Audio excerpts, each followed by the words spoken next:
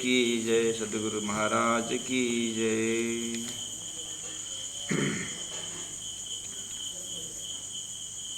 अटकले एकेम पामिए ए तो नहीं पंथ प्रपंच एने पगले न पहुँचाए जिहाँ चौकस न किज जित मारा सनमंदी करके प्रकरण प्रारंभ हुआ था। और अंतिम चौपाई है ए रस सन्मुख साध लेने वैकुंठ शून्य समाये बीजा काष्ठ भगी जन जे हेठे उतरिया तेता जल बिना लहर पछताए, तेता जल बिना लहर पछताए। ये 23वां चौपाई है और प्रकरण 68। तो आइए सुंदर सा जी एक बार मोटा मोटी फिर बात करते हैं इसमें। तो होल प्रकरण जिन्होंने देखा है और जिनको प्रकरण के अंदर से चौपाई और उसका प्रसंग जिनको अनुभूति करनी है, लोकेशन पकड़ना है, तो पहला कॉन्सेप्ट में आइए। यहाँ महामती प्राज्ञ जी उन महान आत्माओं की बात कर रहे हैं जो सृष्टि के अंदर में परमहंस बन चुके हैं।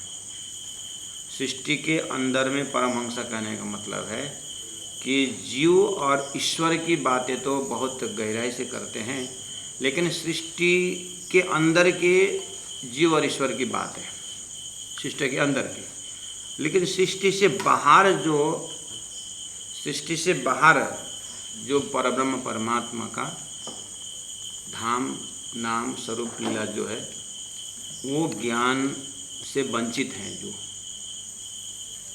तो वे लोग सृष्टि में तो परमहंस है, लेकिन उनके शब्दों से पता चला कि शब्द जब परब्रह्म के लिए प्रयोग करते हैं, वो प्राज्ञ जी कहते हैं कि इनके शब्दों से पता चल रहा है कि परब्रह्म से मुलाकात नहीं हुई है। क्यों? जब वो उनका जो क्लाइमेक्स, जो अपने आत्मा का ध्यान जहाँ पर लगाने का जो बात करते हैं, वहाँ पर ब्रह्म को निराकार बोलते हैं। ज्ञानी, गीता में भगवान श्री कृष्ण कहते हैं मुझे ज्ञानी भक्त अच्छा लगता है। इसका मतलब खाली ज्ञानी भी मुझे अच्छा नहीं, खाली भक्त भी अच्छा नहीं, मुझे ज्ञानी भक्त अच्छा लगता है बोलते हैं। तो ज्ञानी भी और भक्त भी, तो ज्ञानी होने के नाते बोलते हैं ब्रह्म निराकार है, भक्त होने के नाते बोलते हैं नारायण परायण बोलते हैं। तो दोनों एक ही जगह से खड़े होकर के बोल रहे हैं। कहने का मतलब कि सृष्टि के अंदर की बात कर रहे हैं, सृष्टि की बाहर की बातें नहीं ले रहे हैं। अब सृष्टि के बाहर की बातों के लिए उनके शब्द में बोलते हैं कि फिर बोलते हैं परब्रह्म परमात्मा ज्योति स्वरूप है। परब्रह्म परमात्मा चिदादित्यम किशोरांगम परे धामनि विराजितम बोलते हैं। धाम भी बोलते हैं, परिधाम विराजन भी बोलते हैं।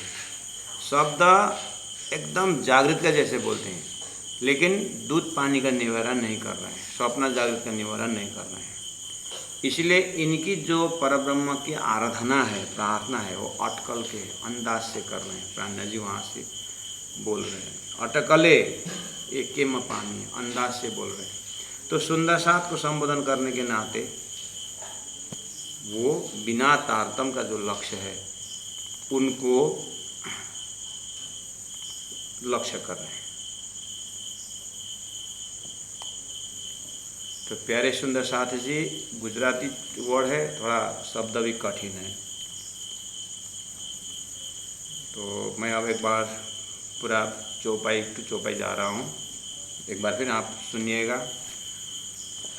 जहाँ अटकला त्यहाँ भ्रांतड़ी, जहाँ अंदाज से ब्रह्म का नाम लिया जाता है वहाँ पर भ्रम जरूर होता है।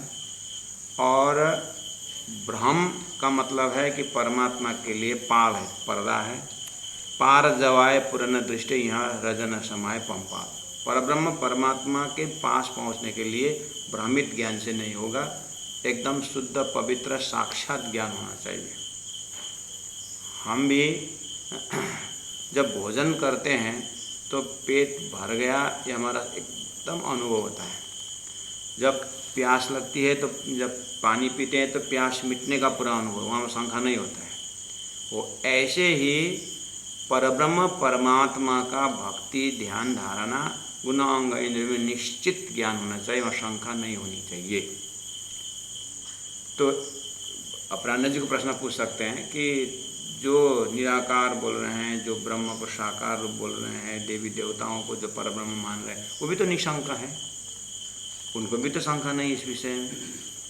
अगर आप बोलेंगे तो फिर प्लास्टिक को घड़ी ही ओरिजिनल है करके इसी में ध्यान लगाता है तो उसके अंदर तो शंका नहीं है, ठीक है, लेकिन क्या वो वास्तविक घड़ी है? प्लास्टिक को घड़ी ही जब सपना को ही साक्षात मानते हैं तो उसको क्या किया जाए? या तो खोजी आत्माओं के लिए बोल रहे हैं, जो जिस चीज़ को तुम लक्ष्य मान रहे हो, जिसमें तुम समर्पित हो रहे हो, उसको वो प्रलय में नाश होने वाला है और इसमें वास्तविकता नहीं है। शास्त्र का शब्द मिलान करके देखो, सृष्टि भी हो रही है, प्रलय भी कर रहे हैं, तो सृष्टि से बाहर, प्रलय से बाहर कोई तत्व है, शास्त्र में वहीं पर बताया हुआ है। इस तरह से प्राणनाथ जी प्यार से वहाँ पर अप्रोच कर रहे हैं। और प्राणनाथ जी को डायरेक्ट प्रश्न पूछेंगे, प्राणनाथ जी से अपने तरफ से प्राणनाथ जी बोल ही रहे हैं, यहाँ सर्वने साख पुराविए, गुण अंग इंद्रियों से साक्षी देना चाहिए। और दूसरी जगह बोले गुण अंग इंद्रियों नहीं पहुँचता है, तो प्राणनाथ जी बोलते हैं गुण अंग इंद्रियों नहीं पहुँचता है, ठीक है, शास्त्र का कहना, वो स्वप्न का गुण अंग इंद्रिय नहीं पहुँचता है ब्रह्म का, लेकिन ब्रह्म के धाम में जो आत्माएं हैं, सोया हुआ शरीर का गुण अंग इंद्रिय जो है वो तो जागृत का अनुभव करता है, लेकिन सोया हुआ शरीर से जो सुरता स्वप्न में जाता है और स्वप्न में जो अनुभव करता है वो जागृत में नहीं आता है। स्वप्न का शरीर जलता है, स्वप्न का शरीर में कोई चोट लगता है, लेकिन जागृत में तो नहीं आता है, लेकिन अनुभव तो जरूर आता है, लेकिन जागने के बाद आता है। वो ऐसे ही स्वप्न के बुद्धि का गुण इंद्रिय नहीं पहुँचता है, प्राणनाथ जी कहना वो है। तो फिर ये स्वप्न से उठकर जागृत जोड़ने के लिए क्या किया जाए? तो बोले सदगुरु के पास जाना है, तभी जा कर के वो जागृत का अनुभव होता है। बस इस तरह से ये अप्रोच कल परसों 2 दिन से हम लोग चल रहे थे, कर रहे हैं। सुंदर साथ जी, अब प्राणनाथ जी महाप्रभु लगभग इसी प्रकार से व्याख्या करते हुए 11, 19, 20, 21, 24 तरफ आप देखेंगे। शून्य जयो घनु श्रम करी त्यारे नाम धराव्या निगम सनंद न लादी शून्य तनी त्यारे कहीने वल्या मतलब लौट गया अगम, ब्रह्म को अगम करके निगम, वेद ने भी अंतिम में ब्रह्म को अगम करके लौट गया करके प्राणनाथ जी बोल रहे हैं। अब यहाँ मैंने कल ही बताया, वेद शब्द जो है वेद संगीता न हो करके वेद का अर्थ करने वाले जो महापुरुष हुए उनको भी, उनका शब्दों को भी वेद ही करके कहता है, ज्ञान ही करके कहते हैं। तो उन लोगों ने, वेदों ने जब कुछ संकेत तो कहा, लेकिन वो संकेत भी न समझने के कारण उन्होंने फटाफट अर्थ करे। जैसे दिव्यो अमूर्त पुरुषः करके जब वेद ब्रह्म के विषय में बोल रहा है, तो अमूर्त पुरुषः जैसे वेदों का मिला, उन्होंने क्या कहा, क्या कर दिया, अमूर्त पुरुष मतलब मूर्ति नहीं है, वो निराकार है करके ये टीका करने वाले, वेदों को अर्थ करने वालों ने ब्रह्म को निराकार कर दिया। जबकि वेद का मंत्र दिव्यो ही अमूर्त पुरुषः बोल रहा है, तो पुरुष बोलने में आकार है ना, लेकिन अमूर्त करने मतलब जो प्राकृतिक मूर्ति जो है, प्राकृतिक जो नाश होने वाला स्वरूप है वो नहीं है। प्राणनाथ जी वो बोल रहे हैं, वेद की टीका तुम भी करते हो, वेद हम भी पढ़ते हैं, तो प्राणनाथ जी तुमने अमूर्त का अर्थ क्या लगाया कि ब्रह्म निराकार बोल दिया। वेद अपने आप में ब्रह्म को निराकार नहीं बोल रहा है, अर्थ करने वाले फटाफट उसको निराकार अर्थ कर दे, क्योंकि वेद आया है महाकारण से और अर्थ करने वाले स्वप्न के, तो स्वप्न के बुद्धि को, उसको उत्पत्ति ही निराकार से हुआ है, उसके उत्पत्ति ही निराकार से हुई है उनकी।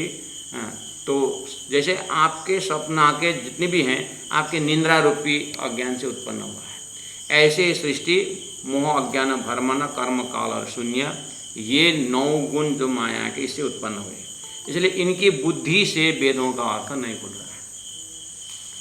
जबकि वेदों ने दिव्यो ही अमूर्त पुरुष और बाह्य अभ्यंतर ह्यमनसुर ही अक्षरात परत पर, अक्षर से परे बताया, जो गीता में उत्तम पुरुषस्त्वन्य करके बताया है। अगर वेदों का अमूर्त का अर्थ निराकार होता है, वेदों का अपने आप में, तो फिर पुरुष शब्द क्यों आता है? पुरुष बोलने के बाद तब आकार में दिखाई दे रहा है। और जब एक बार उसने अमूर्त का, एक बार उस बुद्धि ने अमूर्त का अर्थ निराकार लगा दिया, बस उसके बाद फिर वो शुद्ध साकार में वो चढ़ेगा ही नहीं, बहुत मुश्किल पड़ेगा, बुद्धि में वो बैठ गया। अब बाकी जो अर्थ है, जैसे परमात्मा, परम ज्योति, परम धाम, परागति, सर्व वेदांत सारोहम, सर्वशास्त्र सुनिश्चित। यहाँ क्या बोला?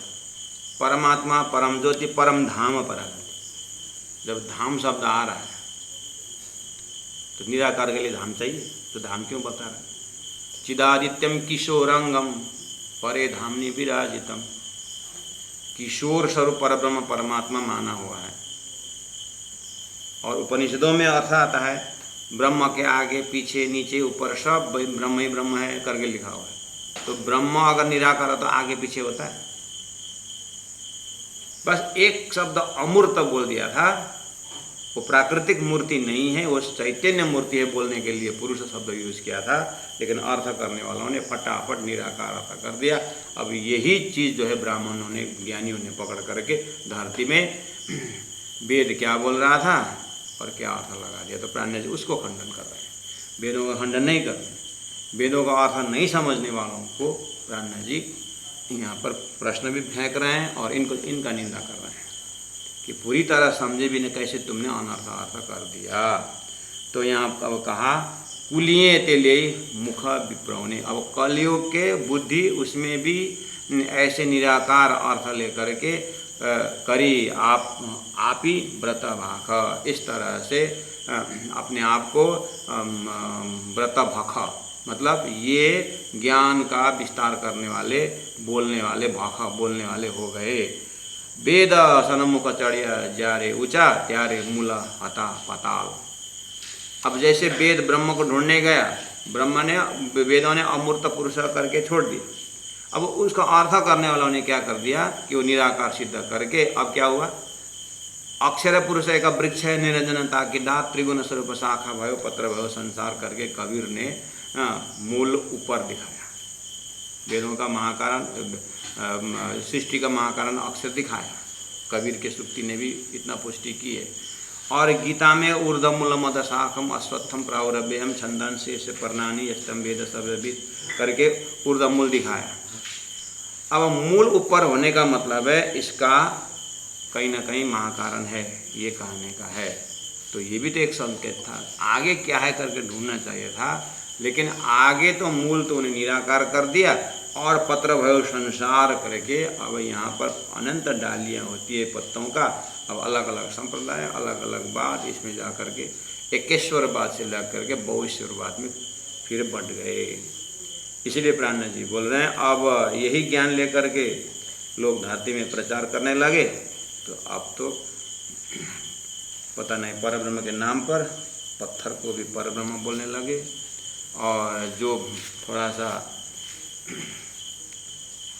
टेढ़ी मेढ़ी पत्थर मिल गया तो उसमें पानी चढ़ा करके भगवान बोलने लगे। कभी कभी नारियल के अंदर सूंड दिखाई देता है तो गणेश भगवान करके आरती करते हैं। अब ब्रह्म कहाँ रह गए?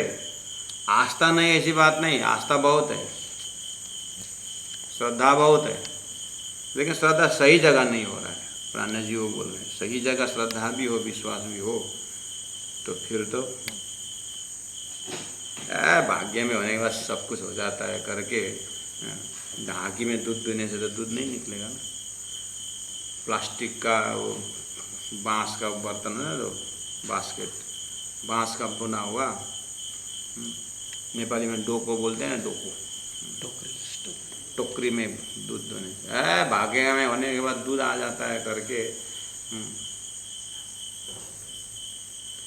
विश्वास होना चाहिए, विश्वास। विश्वास जब हो ना, 4 पैर वाला सब गौ होते हैं करके टेबल के नीचे बैठने से दूध नहीं निकलेगा। विश्वास भी सही जगह होने पड़ेगा तब दूध निकलेगा। बस यही हालत संसार में हो गया। तो प्राणा जी ने कहा कि कल्प वृक्ष ત્યાં वेद थयो, उन्होंने वेदों को कल्प वृक्ष माना। कल्प वृक्ष मतलब जो सोचा वो हो जाएगा, है भी वैसे ही है, अपरुष्य ग्रंथ है, ठीक है।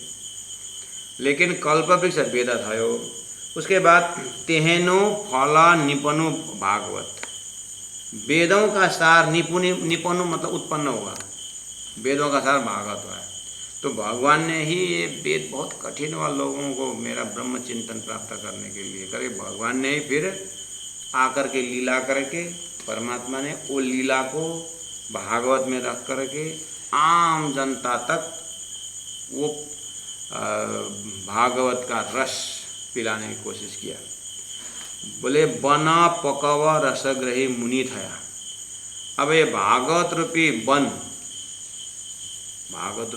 में पकवा, वन में फल लगा, वो फल है कृष्ण तत्व, उसका रस है ब्रजरास, ग्रही मुनि थया, मुनि मतलब सुखदेव महाराज ने उसका रस पिया। एमा सुके पृछव्या संत, सुके मतलब सुखदेव महाराज ने, पृछव्या मतलब उपदेश दिया साधु संतों। तो सब जितने भी आज धरती में साधु संत हैं सब सुखदेव महाराज के व्याख्या से ही तो उत्प्रोत हैं। व्यास जी ने भागवत लेके, सुखदेव महाराज ने उसको मंथन किए, उसके बाद 88 ऋषि महर्षि को सुनाया, उसमें से एक परीक्षित को भी सुनाया। परीक्षित के लिए विमान आया, बाकी के लिए नहीं आया। वैसे मतलब परीक्षित एकदम एक नंबर श्रोता बने। अब इतना सुंदर श्रीमद् भागवत का रस परब्रह्म का लीला पी करके अब सुखदेव महाराज ने तो वो बेहद का रसरास की बात की, अखंड रास की बात की, लेकिन नीचे पकड़ने वाले ने क्या पकड़ा, उनको पकड़ने वालों ने क्या पकड़ा, एक मुनि था, मुनिम सेठ का, तो वो सीआईडी लोग, इनकम टैक्स वाले आकर के विजिट करने वाले, क्रॉस चेकिंग में आने वाले, उसको सेठ को पता चला। मुनिम को बुलाया जल्दी जल्दी और बोले कि मुनिम डालडा कितने है स्टॉक में? सर 303 है, सब अंडरग्राउंड कर दे, डालडा सब अंडरग्राउंड कर दे, चेकिंग में आ रहा है। हाँ सर करके 30-35 लेबर लगा करके सब डालडा अंडरग्राउंड करने के लिए भेज दिया। तो आधा घंटा 1 घंटा में आ गया मुनिम, सब काम हो गया? हाँ सर काम सब तमाम हो गया, लेकिन एक समस्या है। क्या समस्या? वो टीन कहाँ रखेंगे?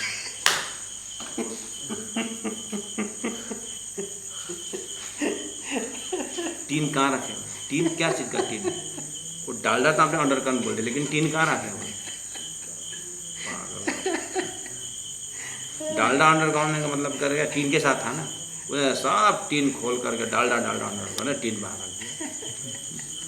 वेद क्या बोल रहा है, भागवत क्या पकड़ा रहा है, और पकड़ने वाले क्या पकड़ रहे हैं। अब ऐसे शिष्य मिले तो कौन संभालेगा हमारा? धरती में यही तो है के सुन्छ उसले के भन्छ, दुईटै बहिरै बेरा भेटुवा छ अरे।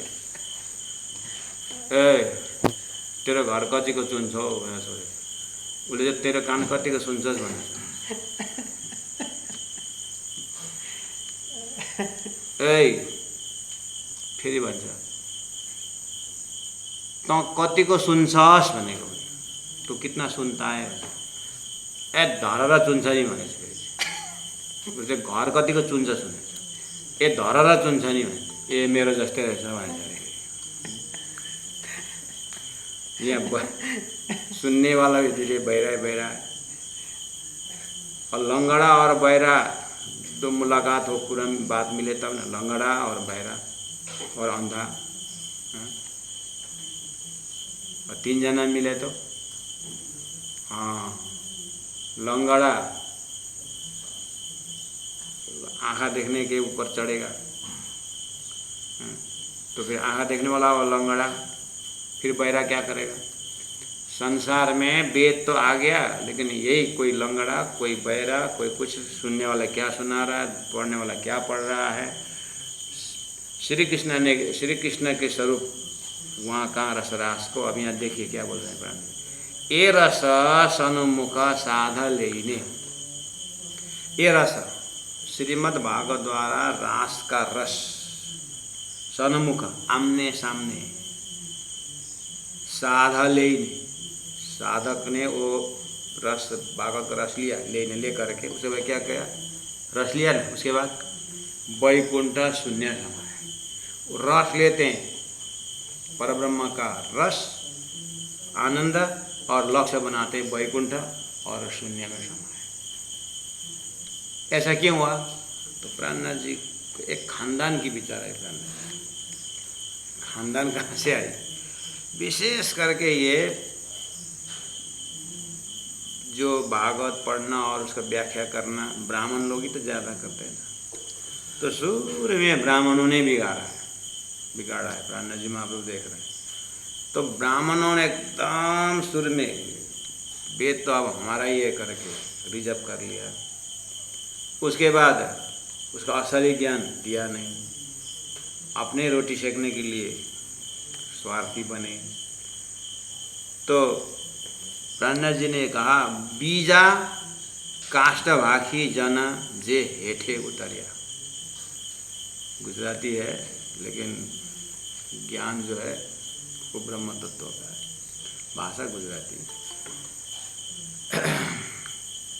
ये काष्ट भाखी जना मतलब, काष्ट मतलब ये लकड़ी, भाखी मतलब काष्ट, लकड़ी को खाने वाला कीड़ा।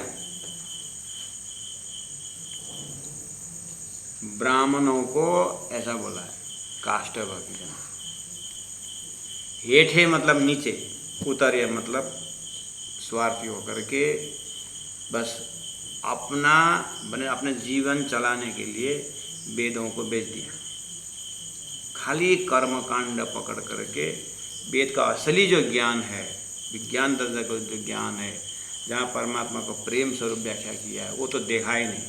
खाली ओम स्वा टपरी में पुआ दोना में दही मलाई बनी है करके बस इसी में ही जो है अपना सारा समय खर्च किया है।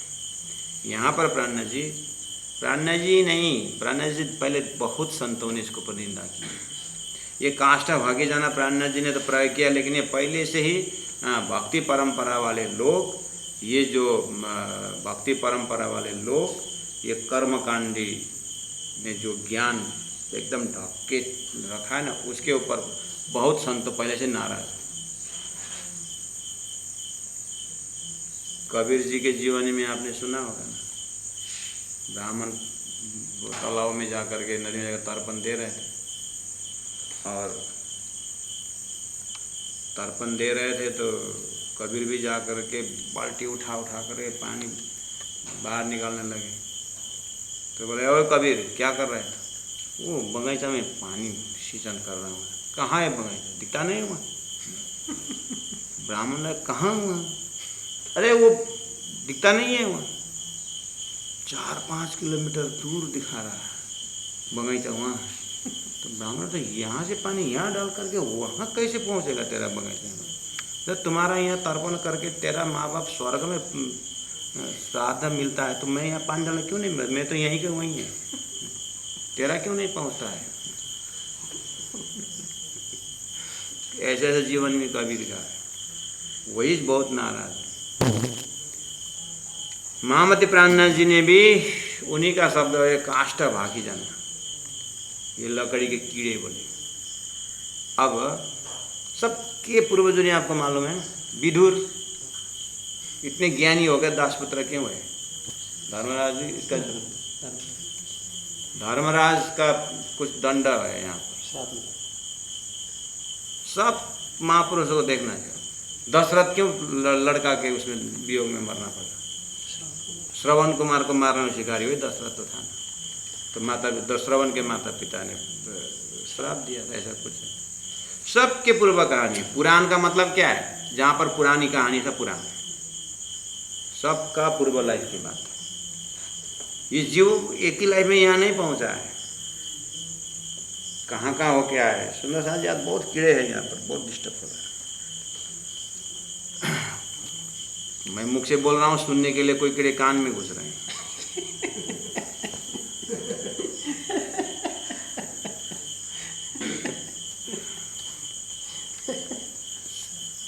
तो ये तो सभी पूर्वजुनी का बात है। तो काष्ठा बाकी, ये काष्ठ खाने जो कीड़े कौन है पता है? रामायण में जो कथा आती है ना, वो लंका से दुश्मन के एरिया से कोई आदमी आ रहा था और राम जी इधर अपने मंडली के साथ थे। तो उधर से आया तो दुश्मन के एरिया से थोड़ी मित्र आता है, तो दुश्मन ही तो आता है। तो बाण उठा करके चलाने, तो फिर उसने बोला नहीं नहीं नहीं, ये विभीषण है, विभीषण तो आपके भक्त है। तो विभीषण मेरा भक्त तो दुश्मन से कह, अरे वो उसका भाई है। तो ठीक है, परीक्षा लेते करके एकदम खड़ा रह करके परीक्षा ले रहे हैं। उस समय में विभीषण कसम खाता है। ये त्रेता की बात है, द्वापर में कृष्ण है। तो विभीषण तो ब्राह्मण पुत्र है ना। तो विभीषण ने बोला कि अगर मैं झूठ बोल रहा हूँ तो मैं कलयुग में ब्राह्मण होकर के जन्म लूँ। बोले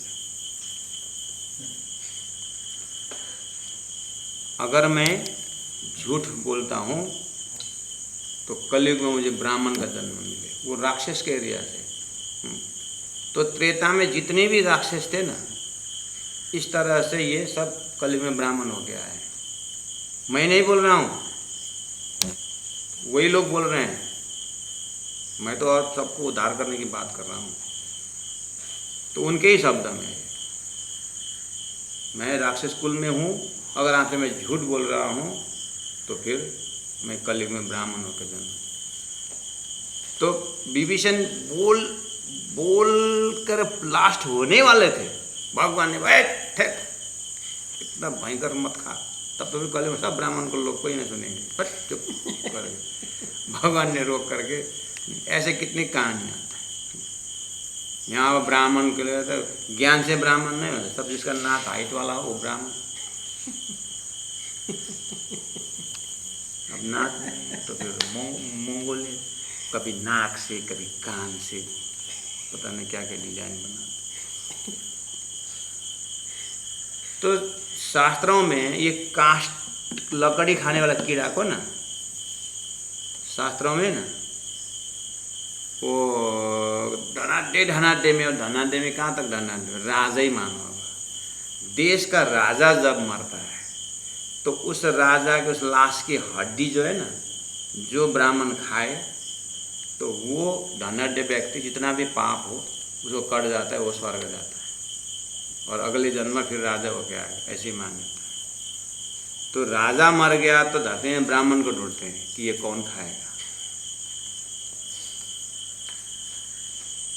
अब ब्राह्मण होकर के क्यों खाएगा वो, क्यों खिलाएगा वो? पैसा बहुत मिलता है महाराज। अब वो तो ब्राह्मण में नहीं रहेगा ना, ब्राह्मण होकर के अब किसी का हड्डी खाए तो फिर उसको ब्राह्मण रहेगा नहीं रहेगा। अब क्या करेंगे? लेकिन वो धनाढ्य व्यक्ति को पाप खत्म करके वो उसको तो स्वर्ग जाना है। अब पूरा ढूंढते हैं, एक ब्राह्मण अगर वो खाए तो फिर जब प्रपोजल जिसके पास पहुंचता है, घर में सलाह करता है, ऐसा डिमांड आ रहा है, मैं खाऊं क्या? अब ब्राह्मण ही बोलती है आपका विचार। लड़का को पूछता है, अब ये रोज का ये झोला लेकर के इधर उधर भागदौड़ करने जाता है, खा लो पिताजी। लेकिन हमारा फिर ब्राह्मण कुल नहीं रहेगा तो क्या, पैसा तो मिल जाए करके सलाह करके फिर तैयार हो जाता, हम खाएंगे करके। बस और पैसा के लालच में उसने खाया। अब खाने के बाद उसको इतनी संपत्ति मिलती है, इतनी संपत्ति मिलती है कि बस उसको 50 कुल चल जाता है, इतना संपत्ति देते हैं, बोलते हैं ये। और जहाँ जहाँ राजा शासन था ढूंढ लेना इतिहास, यहाँ बोलना नहीं मिलता है लेकिन है एक दो प्रमाण। उनका भी आज भयंकर भयंकर धनाढ्य और संसार कलयुग, ये कलयुग में कितना मजा आता है। फिर कलयुग में ज्ञान से थोड़ी मतलब है, जिनके पास पद और पैसा है उसी का बोलवाला है। वो गांव में जब काम नहीं होता है ना तो ये क्या ब्राह्मण है करके पूछता है। दिल्ली बम्बई बड़े बड़े सिटी में जाके पूछे तो एक तो पूछने का फुर्सत ही नहीं कि ब्राह्मण है कि क्षेत्रीय। यहाँ मरा लाश उठाने वाला नहीं होता, पैसा लेकर के लाश उठाने का आना पड़ता है। और रोने के लिए कोई नहीं है तो पैसा दे के बुलाना पड़ता है। 10 जने आएंगे, 1 घंटा रोएंगे, अब कितना रुपये उनको डिमांड। जैसे ड्रम सेट शादी में बंदोबस्त करते हैं ना, ऐसे ही मरने के बाद रोने वाला पैसा देगा। आता है घर देकर 4 से 6 रोना, 4 से 6 ठीक। मुझे पहले गप करके पक्का हुआ बैठे, ओए 4 बज गया, अच्छा 1:30 बजे निकालने का समय हुआ, फिर 10 जने फिर रोना शुरू कर, घड़ी देखते रोते, घड़ी रोते, और 2-4 हज़ार रुपये लेके जाते हैं। कोई रोने वाला था बड़े सिटी में, और इसका कर्मकांड कौन करेगा। तो कलयुग में तो पद और पैसा से काम चल जाएगा, कौन जात पात देखता है बड़े सिटी में। और जिनको घर में काम नहीं है बेचारा, इस घर में एक है, यहाँ से 3-4 मिनट 10 मिनट चलने पर एक दूसरा घर आता है, तो इन लोगों का काम नहीं है, वो मर गया, कौन मर गया करके देखता है। अब फुर्सत है तो फिर निकालो बात। ये सब फुर्सत का धंधा। अब वो ये जुनी में तो उसने राजा का हड्डी खाई और पर्याप्त धन मिल गया, बस ये मर करके काट खाने वाला लकड़ी बन जाए। ये उसको बोलते हैं काष्ठभागी जन।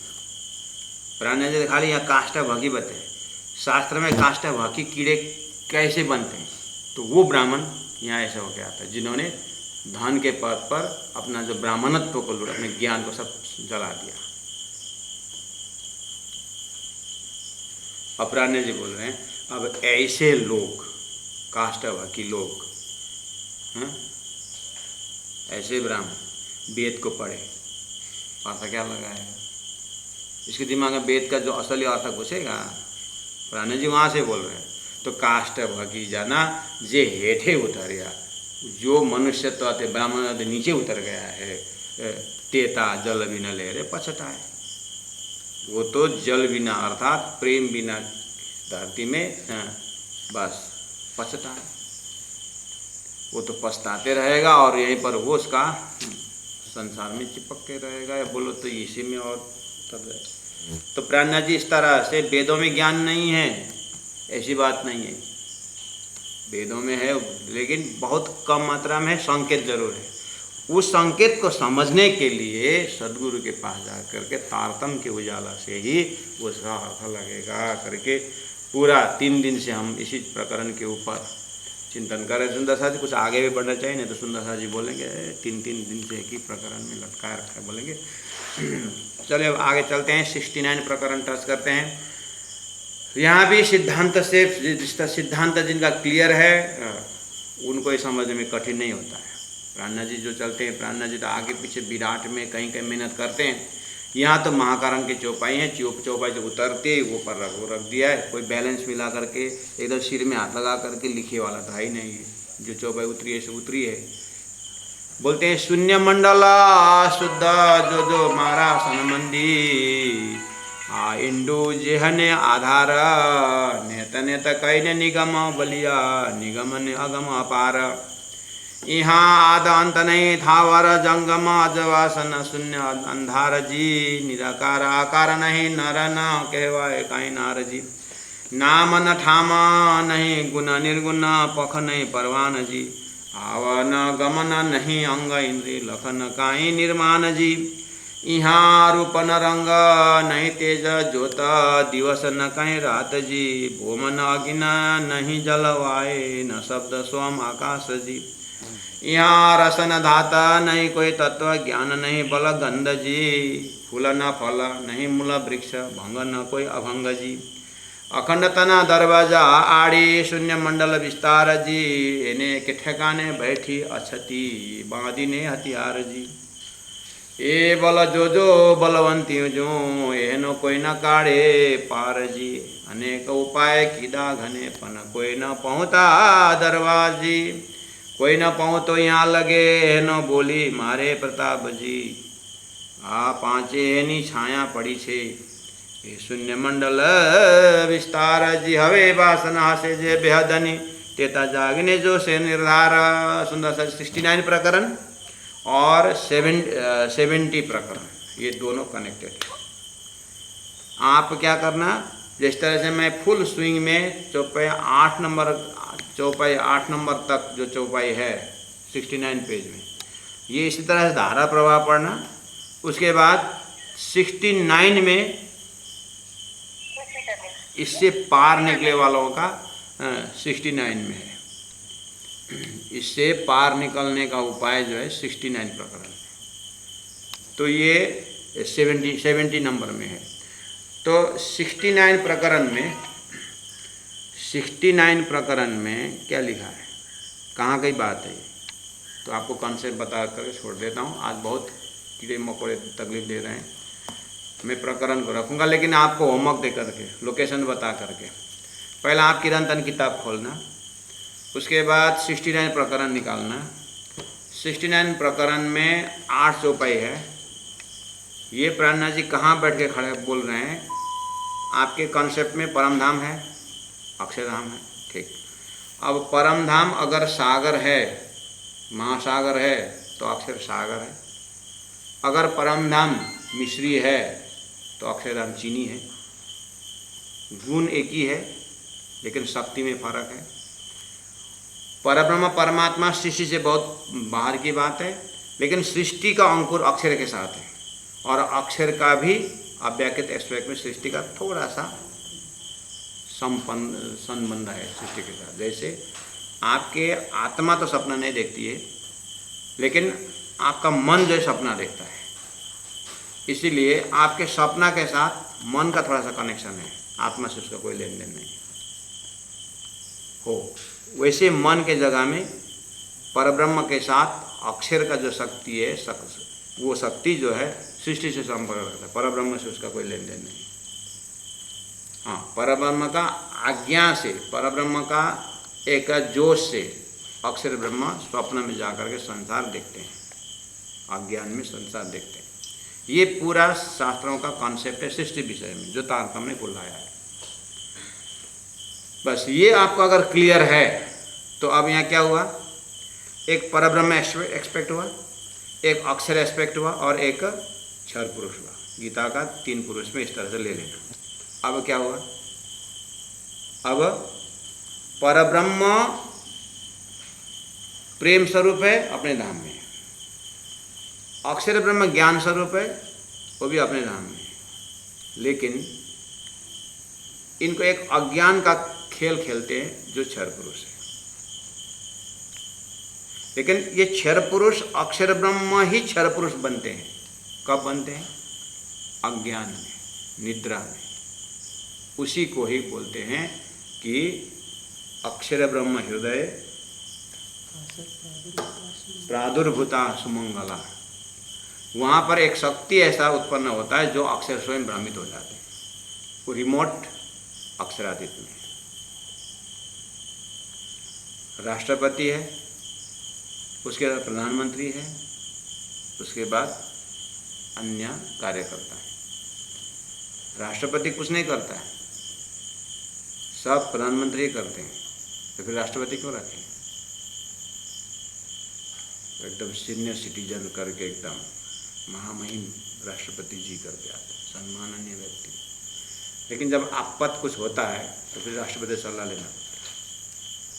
और किसी का फांसी का सजाई भी हो गया तो राष्ट्रपति माफ़ी दे तो फिर माफ़ी हो सकता है, जगह भी है उनका। अब देश में अत्यंत तो फिर राष्ट्रपति शासन भी लगा देते, सब स्तब्ध कर देते। वो ऐसे ही सब अक्षरी संचालन करता है सपना का ब्रह्मांड का, और सपना का ब्रह्मांड का मालिक ईश्वर अपने आप में, वो अपना एरिया संभालते हैं। तो ये अक्षर और उसका सपना का स्वरूप जो क्षर पुरुष है, ये इसके बीच में कुछ ना कुछ है, उसका नाम है शास्त्र में महतत्व है। आपको और सिंपल ढंग से बता दूं, आप अभी मैं प्रवचन सुन रहे हैं गूगल मीट में, आप सुन रहे हैं ना, तो आप जागृत में हैं। अब जैसे ही ये ख़त्म हो जाएगा, आप बैठे बैठे, अब पूर्व में तो बैठे बैठे सुन रहे हैं, और कब ख़त्म करेंगे फिर रजाई खींच के सो जाऊँ। और पश्चिम में जो सुन रहे हैं अमेरिका तरफ, उनको अभी ख़त्म होते ही ड्यूटी में जाना होगा। तो हमारा पूर्वेली लोग जैसे ही ख़त्म हो जाएगा रजाई खींच के सो जाएंगे, ठीक है, अभी जागृत में है। अब जैसे रजाई खींचेंगे 8-10 मिनट बाद में सपना में चले जाएंगे। बस इसके बीच में क्या है, तो आपके सपना और जागृत के बीच में निंद्रा का आवरण है ना, निंद्रा का आवरण है कि नहीं। ऐसे ही अक्षर ब्रह्म और क्षर पुरुष के बीच में परमात्मा का हुकुम रूपी एक आदेश रूपी निंद्रा है। परमात्मा का एक आदेश है, राष्ट्रपति का शासन लागू जैसा अक्षरातीत परब्रह्म ने अभी अक्षर ब्रह्म को भ्रमित करके ये संसार उत्पन्न करवाया। कुछ इसका पर्पोज है, तो उत्पन्न कराने में एक कारण है। बस वहाँ खड़े होकर के प्राण जी बोल रहे हैं कि ये संसार का मूल जो है मोह अज्ञान भरमान है। जैसे मैं देख रहा हूँ एक व्यक्ति सोया हुआ व्यक्ति जागृत था, सोया था, वो जिंदा है और सांस ले रहा है, लेकिन ये सपना में चला गया है। तो मैं उसका सपना भी देख सकता हूँ क्योंकि मुझे अनुभव है, और सोया हुआ व्यक्ति भी उठने के बाद सपना बताएगा, वो मुझे मालूम है क्योंकि मैं भी इस अनुभव से हूँ। लेकिन मैं सोया नहीं हूँ, मैं देख रहा हूँ। ये सपना में गया है, सपना देख रहा है, जागने के बाद बताएगा, हम बोल रहे हैं। वो ऐसे ही इस जगह में आप, वो व्यक्ति जो है साथी, वो क्षर पुरुष है जो सपना देख रहा है, जो साथी वो अक्षर पुरुष है, वो जो सपना में गया है वो क्षर पुरुष है, और आप उत्तम पुरुष, आप उत्तम पुरुष है, दोनों को देख रहे हैं। ऐसे परब्रह्म परमात्मा अक्षर को भी देख रहे हैं, और अक्षर क्या सपना देख रहा है वो भी देख रहे हैं। बस उसका सपना हम देख नहीं सकते, लेकिन अनुभव कर सकते हैं। लेकिन ब्रह्म तो सब देखते हैं हो। तो परब्रह्म अक्षर भी देख रहे हैं, अक्षर के ऊपर अपने से लगाया, जो जैसे डॉक्टर देखता है क्लोरोफॉर्म सुंघाया तो अब धीरे धीरे ये ऑपरेशन करने का समय हो जाएगा, हिप्नोटाइज कर देता है, क्लोरोफॉर्म सुंघा देता है, कोई इंजेक्शन लगा देता है, और डॉक्टर जानता है। वो ऐसे परब्रह्म परमात्मा अक्षर को जानते हैं कि इसको परामर्श से लगाया, अब ये अक्षर सपना में चला गया है, क्षर पुरुष बन करके सृष्टि चालू, ठीक है। तो अब परब्रह्म के रूप में महामती प्राणनाथ जी के अंदर जो तारतम्य ज्ञान है, वो परब्रह्म के वहाँ से महाकारण से देख रहे हैं कि शून्य मंडल शुद्ध जो मारा सनमंदी, ये शून्य से उत्पन्न शून्य मंडल। सपना को जो देख रहे हैं वो शून्य मंडल है, मैं देख रहा हूँ, क्योंकि सपना से जगने के बाद हाथ में तो कुछ नहीं आया। अब नहीं देखा बोलूं तो देखा बोलूं तो प्रमाण नहीं है, मर करके देखा बोलूं तो जिंदा ही था, जा करके देखा बोलूं तो पैर से गया नहीं देखा बोलूं तो गया। ये क्या जादू है, यही तो सृष्टि के रहस्य है।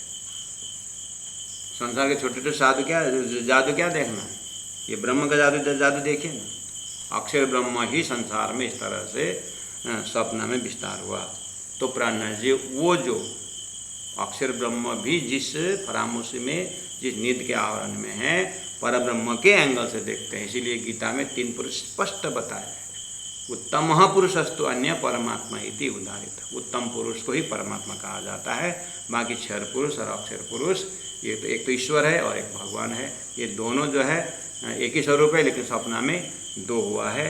बस ये दोनों सृष्टि कार्य कारण में महाकारण, ये दोनों नहीं, महाकारण से परे है।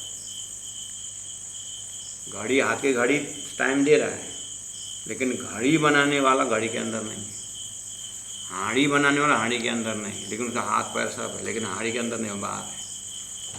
ऐसे सृष्टि से बनाने का जो परमात्मा हुक्म से बना है, परमात्मा इससे बाहर है। बस उसको अब लोग ने निराकार भी बोले, शून्य बोले, अब जो जो बोलना है।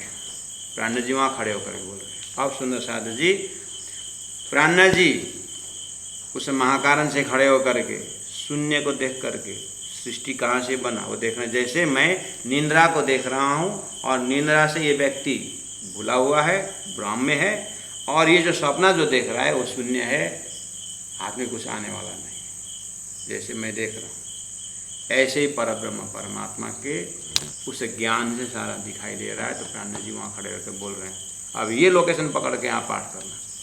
अब वो जिनको विराट हुआ है, जो महाकारण पता है, उनको लोकेशन पता है। अब जिनको विराट भी नहीं हुआ तो कहाँ कर क्या करना, स्वप्ना वाला दृष्टांत देना, लेना। व्यक्ति सोया हुआ है और उसको निंद्रा का आवरण है, और निंद्रा का आवरण के बाद ही उसको संसार दिखाई देता है। तो आप उसके स्वप्ना में जाकर खड़े होकर के बोलो, उसके स्वप्ना के सदस्य बनना, उसके बाद सोया हुआ व्यक्ति को देखना और उसके स्वप्ना को देखना।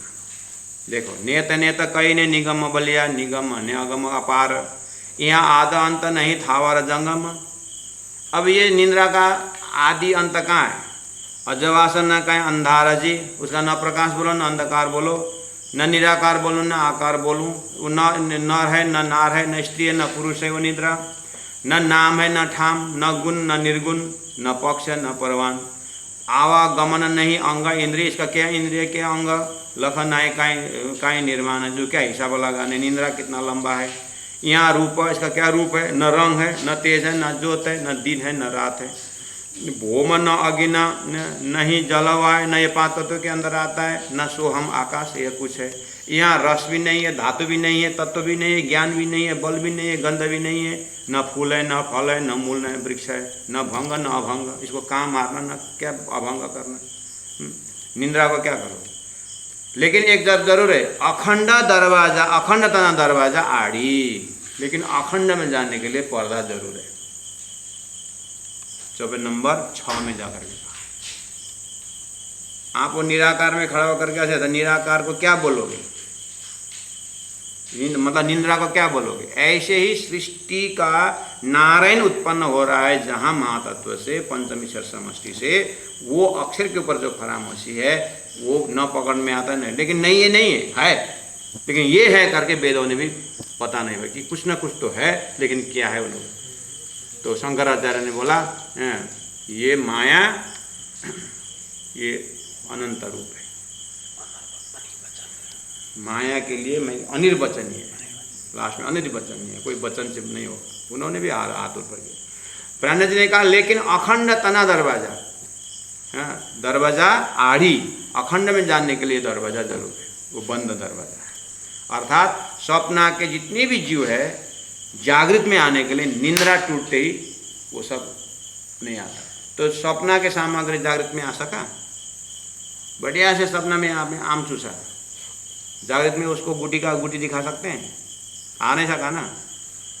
बस ऐसे ही संसार का हर चीज़ जो है जागृत परम धाम में उसका अस्तित्व नहीं है। बस ऐसे छोड़ देंगे नहीं, इसका एक कारण है, ये सृष्टि बनाने में कारण है। बस ये कारण महाकारण जानने के बाद अब इनको फिर मुक्ति दे। अब मुक्ति की बात आती है। सिस्टम समझे बिना ये तो भुगता है ना तो मुक्ता है। अखंड तना दरवाजा आड़ी शून्य मंडल विस्तार जी, एने ठिकाने बैठी अछती बांधिने हथियार जी। ए बल जो बलवंती नो एहनो कोई न काड़े पार जी। अनेक उपाय किदा घने पना कोई न पहुँचा दरबार जी। सुंदर जी, अब ये बोल के फायदा नहीं। कल ये मेरा जो पर्दा देख रहे हैं ना आप, कल यहाँ विराट का नक्शा झुंडा कर लटका करके मैं थोड़ा सा उसको नक्शा से आपको बताऊंगा। अभी मेरा लेक्चर से आप निंद्रा तक तो मैंने थ्योरेटिकल तो बताया, और थोड़ा प्रैक्टिकल कर देंगे कल। या तो बोर्ड में नक्शा बना करके कर देता हूँ, तो थोड़ा सा उसमें नक्शा आएगा। ये तो वो लोकेशन बता करके यहाँ ये चौपाई घटाना करके दिखा दूँ तो शायद कुछ समझ में आएगा, इसलिए प्रयास करते हैं कल का। कोई ना पाऊँ तो यहाँ लगे, कोई ना पाऊँ तो यहाँ लगे। एनो बोली मारे प्रताप जी, एनो बोली मारे प्रताप जी। आ पाँचे एहनी छाया पड़ी छे, पाँचे एहनी छाया पड़ी छे। ये शून्य मंडल विस्तार जी, ये शून्य मंडल विस्तार जी। बोलो श्री प्राणनाथ प्यारे की जय, गुरु महाराज की जय, जिनौपुरी धाम की जय, सर्व सुंदर साथ की जय।